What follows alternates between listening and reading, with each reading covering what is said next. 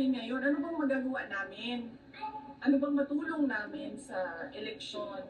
Unang-una, pwede nyo siguro matulong talaga, huwag niyo iboto yung Tingog Party List.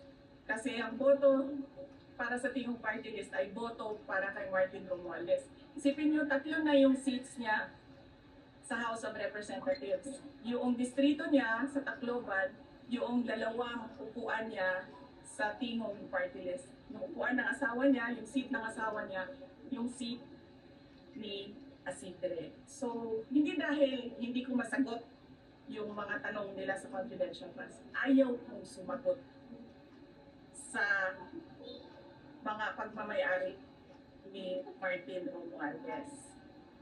Ang ginawa kasi nila, kasi distrito lang si Martin Romualdez sa Tacloban, di ba? So, wala siyang personality na kumuha ng budget para sa buong bansa. Kasi distrito lang yung sa kanya eh. So ang ginawa niya gumawa siya ng party list. Eh ang party list, pwede yan sa buong bansa. Kahit saan. Doon pumapasok yung pondo, yung pera sa party list niya. Ano ang pwede nating sabihin na mag-substantiate niyan? Tingnan natin yung natanggap na pera sa mga galing sa mga regional offices papunta doon sa Tingog Party List at magkano yun. So bakit ako sasagot sa tao na unang-una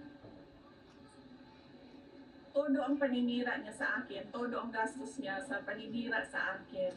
Pangalawa, ganyan siya kasakim sa pera at sa power. Tatlo yung upuan niya, tatlo yung seats niya sa House of Representatives.